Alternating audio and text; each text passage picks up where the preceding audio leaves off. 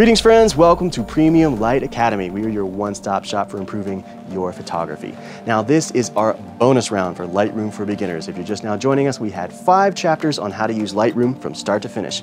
We import our pictures, we organize our pictures, we develop our pictures, and we export our pictures. In this lesson, we're gonna do a lightning round where we showcase that entire workflow in one fell swoop. We're gonna create some beautiful images. I can't wait to get started, so let us begin.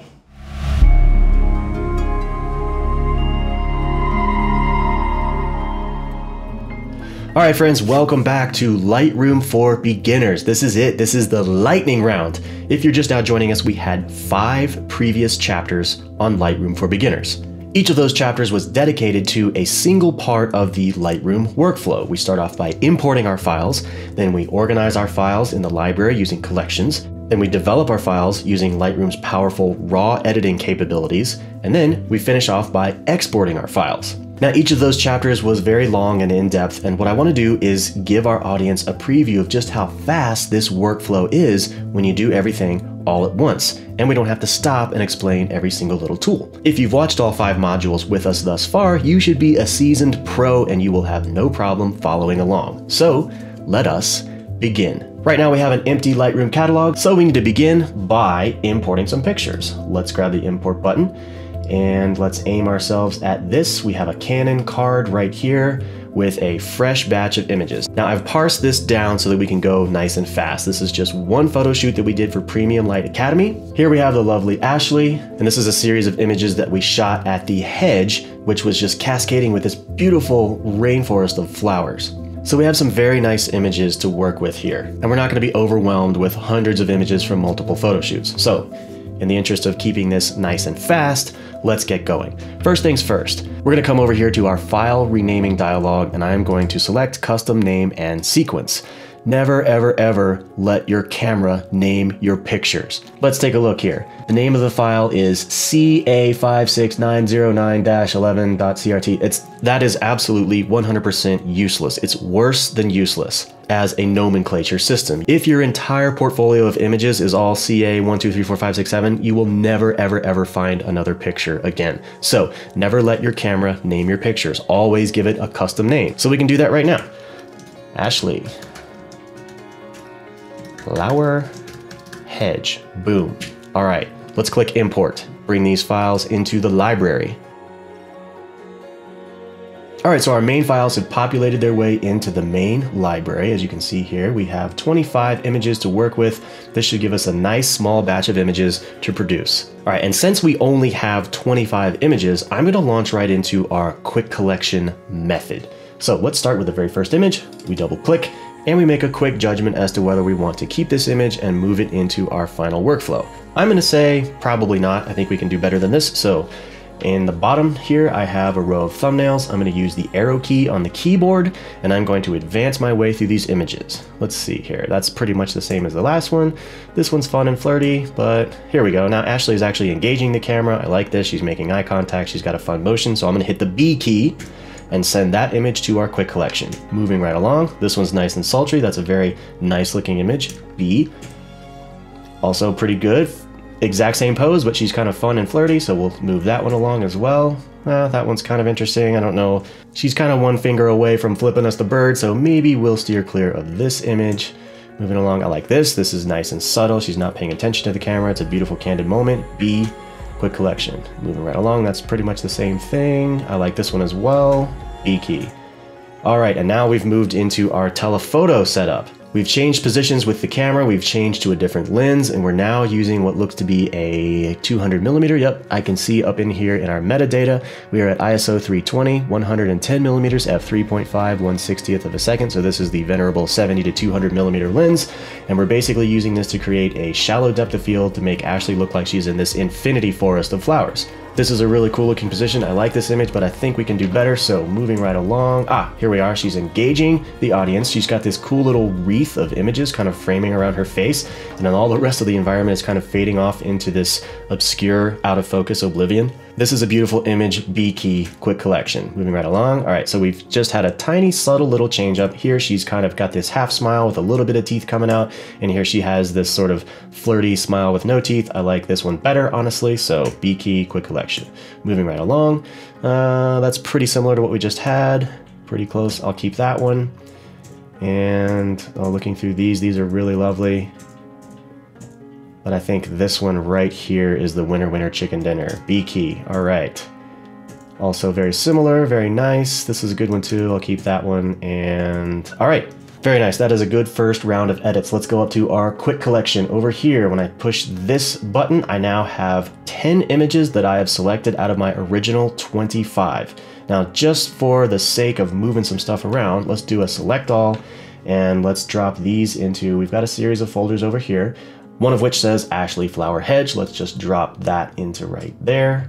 And I'm gonna go out, back to my quick collection. I'm going to clear the quick collection just by pushing the delete key. Again, don't panic. All of my images are still safely secured in the library. If we delete something out of the quick collection, we haven't deleted them from Lightroom. Moving back down, Ashley and the Flower Hedge. Let's start the selection process over again and see if we can come up with about 5 final images to move on to the development module. So let us begin. First one, let's see here. Of these, I'm gonna say this super sultry one is just really kind of standing out for me, and I'm gonna keep that one. I also wanna keep one where she's not paying attention to the camera. I kind of like that just for a little bit of diversity. To keep that one, very good. This is a great image, we'll keep that one as well. Okay, now of these 2 images here, I'm gonna keep the one where she kind of has the flirty little smile with no teeth, because right here we've got kind of half teeth coming out. I don't know that that's entirely a full toothpaste commercial smile, so I'm going to keep that one.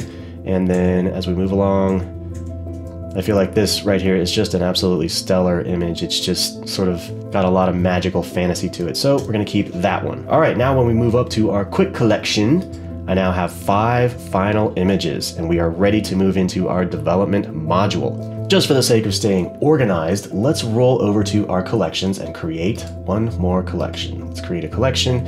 We're gonna call this Ashley Flower Hedge Finals. Create. All right, let's grab all the images from our quick collection and let's drop this into our finals panel. Again, in the interest of staying organized, I'm gonna go through and once again, clear out my quick collection. Now when I navigate down to Ashley Hedge Finals, I have my 5 final images ready to launch into the development module. All right, let's open our first image and let's move into the development module. As you can see over here, my palette of tools has just appeared and I have Ashley here in the main window. First thing that we want to do is check for sharpness. So we throw that mouse right between the eyes. I click one time and it zooms into full pixels and I can see Ashley is in fact razor sharp. So that's good. Click one more time, zoom out to full composition, and that looks like a keeper. Okay, first thing we notice is that Ashley is very, very gold. And this is due to the fact that we had one of those old school golden reflector dishes hammering away super bright sunlight into the scene to give her this sort of golden glow. If we move to the next image, we can see she does not, in fact, have that golden glow because the sun finally went away and we put the disc away. Super gold, regular shade. Super gold, regular shade. Okay, so basically we need to determine if we want to really keep this super golden look going on. I'm thinking that since we took the trouble to bring the disc out and reflect this light up on her, that we'll go ahead and stick with it. So we're just going to let the color temperature just sort of be what it is on Ashley. I can tell in the background here where the golden disc is really kind of shining on some of these plants, and it does not in fact shine over here. So we do have a disparity of color temperature. So I think the first thing I'm going to do is launch into a graduated neutral density filter. I'm going to drag this over from this side and let's see what happens if we just warm up these over here. Okay, so this is super bright, this is super cool. So if I warm these up just a little bit, the flowers in the background actually start to match the golden disc flowers that we have over here. So let's do that edit as well. Bring another graduated neutral density filter. Lightroom keeps my previous action, so I've got this 22 points of extra color warmth. And basically what we've done here is we've just warmed up the flowers to the left and to the right. So now the environment more or less matches Ashley's light. Let's do the same thing with one of these little circular neutral density filters. I can see right in this area that the reflector was not in fact hitting these flowers, so I think we can warm them up locally. Let's throw 22 points on, just like the last one. And there we go. So with a few quick edits, we have balanced our lighting equation. All right, moving right along, let's close this filter down. And I want to concentrate a little bit on Ashley herself. She is a little hot. That golden disc was definitely hammering away at her, and I think she's got just a little too much of a pinch of exposure going on. So let's grab our highlights and just move them down. If we move them all the way, she becomes really, really super tan. Move them all the way up, she starts glowing like a vampire. So let's bring those down just a couple of points just to kind of soften that light that's on her skin. We'll bring the whites down just a tad, a little bit as well. That looks pretty good. Moving down, we do not want to mess with vibrance and color saturation. The minute you start oversaturating your pictures, you get these stupid, weird looking Instagram filters. So when it comes to skin tones, leave saturation alone. Moving down, I want to toggle this button on and off. We've got our enable profile corrections. Lightroom has a vast library of lenses that it has certain corrections for. So when we turn this on, we should see Ashley kind of punch in a little bit, and then we lose a little bit of the vignetting around the sides. When I toggle this off, I actually think I like it better in the original configuration, so I'm going to leave that button alone. All right, let's move up to our hue, saturation, and luminance panel. I want to start off with luminance right now. Again, Ashley's skin is a little hot, so if I grab the orange, I should basically be able to target just the skin tones. And as you can see, if we go down, she gets really, really dark. And if we go up again, she starts glowing. So what I want to do is I want to bring this down 3 points. That looks good right about there. Okay, let's finish off this edit with one kind of final larger adjustment. I'm going to bring the exposure up 0.2. That makes us a little bit brighter. It looks like our highlights are starting to get a little out of control. So let's bring those down a little bit more. Blacks, we'll bring those down a little bit, shadows down just a little bit. This gives us some nice contrast. And finally, I see one more graduated neutral density filter in our future. I'm going to bring it up from the bottom. And what I want to do is I want to make this ever so slightly darker. So I'm going to bring the exposure down. If we go all the way down, you can see it kind of blacks out. We don't want to go too far. I just want to bring it down just a little bit to make the bottom a little bit darker than the top. That looks good. We can actually bring our color temperature. Let's go down just a few points to cool off the bottom section there and close that up. And that looks like a pretty good first round of edits. Moving right along. Our next image is very similar to our previous image. So in my simple logic, the first thing I'm going to do is hit the previous button. And this applies all of the edits from the last image onto this image. Now, once again, our local edits are not exactly going to line up. I can see this sort of disc right here kind of encroaching in on Ashley's arm. We don't need that. And because this image fundamentally no longer makes use of that golden disc, I don't think that we need to add all of this extra color temperature over on either side here. So let's grab our graduated neutral density filter tool and let's grab this little guy here. I don't think that we need him. Just going to remove that. Let's grab this little guy here. I don't think that we need that. The one that's down at the bottom, I think we can leave because it's still just kind of making the bottom a little bit darker and a little bit cooler, and that's fine. Okay, let's close this tool. And overall, this is looking pretty nice. I'm going to actually make the brightness go up just a little bit. Let's go to 0.35, put a tiny little kiss of extra brightness in there, ease back down on the highlights just a tad, and that looks pretty good to me. Okay, moving on to our next image. This one is very similar to our previous image. Let's hit previous. All of those edits kind of come in and take place. I feel like we've gotten a tad too dark, so let's ease back on our highlights. Let's let her skin kind of breathe a little bit, come back up. That looks good right there. Now, this image is starting to feel a little bit top heavy. She's got a little bit too much headroom. So we're gonna grab our crop tool. And I'm gonna come up here and I'm just gonna hold down the shift key to keep our aspect ratio the same. And I'm gonna move it in just a little bit. And then we're gonna grab and move over so that Ashley remains in the middle. And when I hit that enter key, we crop in just a tad bit tighter just to give her a little bit more compositional prowess here in the center of the image. All right, that looks pretty good. Moving right along, we come to our next image. This is not necessarily a scenario where we want to hit the previous button because this is so drastically different. So let's just start off with a fresh set of edits. I usually like to bring my exposure up just a little bit, even though this image is very beautifully exposed. Let's go up 0.25. And as you can see, we're starting to really hit some of those highlights, especially in her skin. So highlights, let's bring those back down to normal. So this is a scenario where we might be getting a little bit too carried away with our highlights. I've come all the way down to -92. In my opinion, I feel like that might be a little bit too strong of an edit. So let's ease back up to somewhere in the 48 range. And then I've probably just overdid the exposure. So let's bring our exposure down to 0.1. There we go. All right, let's adjust a few shadows. We can bring those down just a tad. Blacks can come down just a tad for a little splash of contrast. All right, next I want to create a few local edits. Let's see what happens when I bring some of her surrounding environment down just a little bit. I want Ashley to be able to pop out amongst all of this visual information. So let's bring the exposure down right through here. And then let's grab another circular neutral density tool and bring the exposure down next to her over on this side as well. Bring that down just a bit. That kind of creates these two bookends on either side of Ashley that sort of darken the environment just surrounding her so that she tends to pop out a little bit more. And while we're in here, we can actually create yet another circle just around her, and I can bring her up just a little bit by comparison. So again, what we do here only affects what's inside the circle. So let's just bring Ashley up just a few tiny little points so that she's ever so slightly brighter than her environment. That looks pretty good. We'll close that down. Let's fidget around with color temperature just a little bit. By this point in the photo shoot, the sun had definitely gone down over the mountain and we're working in full shade, so there's no major warm sunlight to be found here. So we can basically be at our own creative discretion to either pump our color temperature up or bring it down a little bit. If I'm being perfectly honest, I kind of like it down ever so slightly. It sort of cools the scene off a little bit. So I'm going to bring it down just a few points, and that makes it kind of minty and green. All right, that looks like a pretty good edit. Let's throw a couple of graduated neutral density filters on the outsides here. I'm gonna bring my color temperature down just a tad, and exposure-wise, let's ease back on that just a little bit. Kind of makes our right and left parameters a little bit darker. We'll do one from right up here, coming down through there, and I wanna make that just a tad darker. That looks good. And we'll do one final one coming from the bottom up just to kind of darken that bottom section down a little bit. These parameters look pretty good to me. All right, I call that a pretty good edit. Let's close this.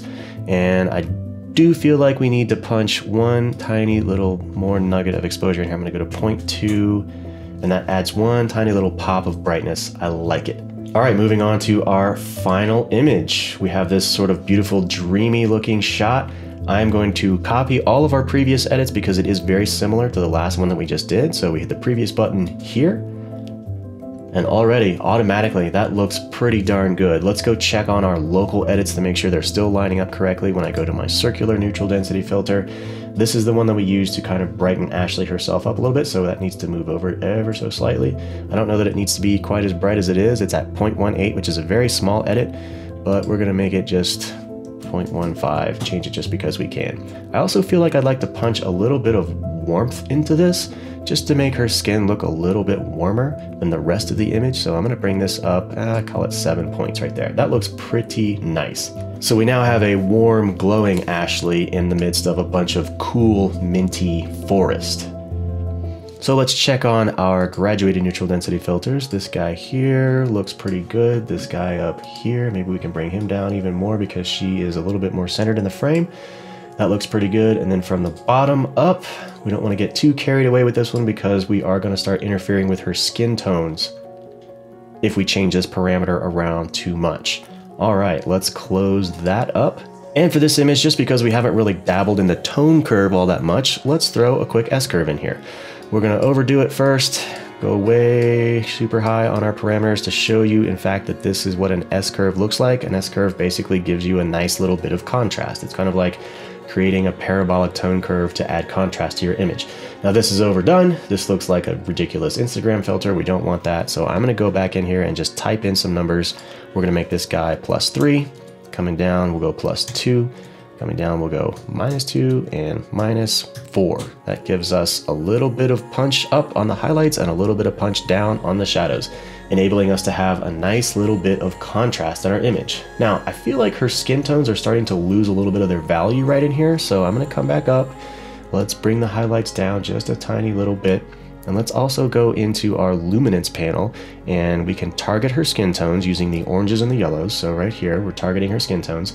I'm gonna bring the oranges down a little bit in Luminance, and that's gonna give her skin a little bit more tonal quality. She was starting to look a tad bit washed out, so that looks pretty good. Let's bring the yellows down just a tad as well. All right, what I wanna do here is let's move over to our saturation tab. And when I start looking at these greens, I can really target just the greens without affecting Ashley's skin. So I think I would like to punch a little bit of color saturation into the greens. Let's bring them up about 10 points right there. And that gives us a nice little pop of color in her surroundings. All right, moving back up, I would say that is a pretty good edit. Let's hit the G key on the keyboard and go back to our library module. And now we're looking at all of our final images with their final edits. As you can see here up on the left, when the golden disc made an appearance, it has drastically reshaped the tonality of the image. I'm glad that we have this because it provides a lot of variety. We never really moved the camera, we never moved the model. Basically, we just kind of moved the disc out of the way, and now we have two different, completely different lighting situations. So when we look at these two images side by side, you can tell there is a drastic amount of difference in our lighting equation. I'm glad that we have it both ways. Variety is always a good thing. But let's say that we didn't want to have it that way. Let's go back to our loop view. I can actually harness the power of Lightroom's raw editing capabilities and bring that color temperature down so much that it basically looks like Ashley is standing in the shade. With one simple drag of that slider, I have completely rearranged the color dynamics of this image. And if I don't like that, I can move the color temperature slider back up, and now I've got my golden light all over again. So this is going to come down to your creative assessment. Honestly, I'm going to kind of split the difference. We'll bring it down just a little bit. This gives Ashley a slight golden tinge to her skin. She looks vibrant and healthy. There's a little bit of golden light kissing the flowers in her environment, and I feel like that's a pretty darn good edit right there. Okay, once again, let's hit the G key. I'm going to look at all of my images one final time, and then we're going to export them, and we're going to be done. So going right along, that's a nice edit. Very good here. I like what we've done with this one as well. Also a nice edit. We've drastically changed our environment. We're now shooting with a telephoto lens. We've created a shallow depth of field to give the viewers a feeling of this infinite forest, which is a really cool looking effect. I love this image. These vines kind of build this beautiful frame right around Ashley's face. That's super cool. And when we move into our final shot, we have this beautiful, dreamy image. I think it's really important to say that you don't always have to be locking eyes with the camera every single time. If I'm being honest, I think this is probably my favorite image out of the batch because it definitely just looks like something out of a fantasy. And the viewer has absolutely no idea that this little hedge is right behind a really noisy liquor store where people go to buy their beer. All right, moving back out again, it's time to export these files. So I'm going to select all images and I'm going to go down to my export panel. First, let's choose a location to put these files in. I'm going to click choose, and on the desktop I have Ashley Hedge Flower September 2021. Let's click on that. These are going to become Photoshop documents, so I'm going to click the PSD file. I'm going to click choose. This is the location that they will go to. Next, we're going to name these files. Ashley Flower Hedge Summer Fun. Sure, why not? We are in the custom name and sequence right here. Always name your file. Never let the camera name your photos. You will never find them again. Okay, moving down, let's tell this file what we want it to be. I don't want it to be an original. I want it to be a Photoshop document. When we select Photoshop document, we should have the ability to choose Adobe 1998. This is the color space that we want to use. It gives us the widest color gambit of any other color space. So Adobe 1998, good to go. Bit depth. Now I tend to get in trouble with bit depth. There are a lot of photographers out there who insist that all of their images be in 16-bit color, and that's fine. But if you're being perfectly honest, the camera only shoots in 10-bit color, so when you select 16-bit color, the computer is actually extrapolating a little bit of information there. Furthermore, 16-bit color files have a huge amount of data. They are just absolutely gigantic. 16-bit is perfectly reasonable if you are doing landscapes and you have lots of blue skies with very soft gradients. That's where your color banding starts to showcase a little bit. But in this case, these portraits have a lot of information going on. There's a lot of visual information, which can effectively camouflage anything that could ever resemble color banding. In this case, 8-bit is 100% perfectly reasonable for your files. All right, file sizing. I do not want to resize this file. If I click this button, Lightroom will automatically shrink my images. When I leave this button unclicked, basically Lightroom will export the native file. I have about 8,000 by 5,000 pixels to work with on the monster Canon 5DSR, and I want to retain as much information as I possibly can. We can set the resolution. Let's say ultimately these pictures will be printed somewhere. I'll just put this at 300. That doesn't change the file size, it just tells them to be at 300 dpi. All right, quick review. We have told our pictures where to go. We have given them a proper name that describes exactly what's happening in the picture so that they are easy to find later on when we go combing through our portfolio of thousands of images. We have given the file a format. These are going to be Photoshop documents. which basically means that they will now enter into Photoshop for yet another round of really precise skin retouching edits. We'll certainly have lots of lessons on that in the future, so be sure to check back on Photoshop. And finally, we've told them to go out at 300 DPI. Again, the main thing you want to do is do not check this resize to fit. If you check this button, Lightroom will downsample your image to whatever is written in these two panels here. You can obviously change this to whatever you want, but in this case, I'm going to click this off and Lightroom will natively export my full-sized file. All right, let's click export. And at this point, we are literally done. That is all that I would do to these images in Lightroom from here. The next move is going to be going into Photoshop for some final retouching. So that pretty much concludes our lightning round. We've done everything we need to do. We imported files from the card, we organized them, we gave them a name, we placed them into a collection, and we used Lightroom's powerful raw editing capabilities in the development module. Using just a couple of fundamentals from the library to the development module, you can really start to take some creative control over your pictures. I certainly hope that you had fun. Thank you for joining us on this little Lightroom adventure. And again, anytime you want to refresh your course, just go back and start with Chapter 1 of our Lightroom for Beginners. It will show you literally everything that you need to know. That's going to do it for this lesson. The next thing you need to do is get out there and shoot. We'll see you next time. All right, friends, as always, thank you so much for joining us. You've made it to the very end. As you can see, Lightroom is an incredibly powerful tool for taking your photography to the next level. I certainly hope you had fun on our little adventure. I certainly did. Be sure to like and subscribe to this channel. We have a lot of cool new stuff coming up, and I don't want you to miss it. In the meantime, we'll see you in the next lesson.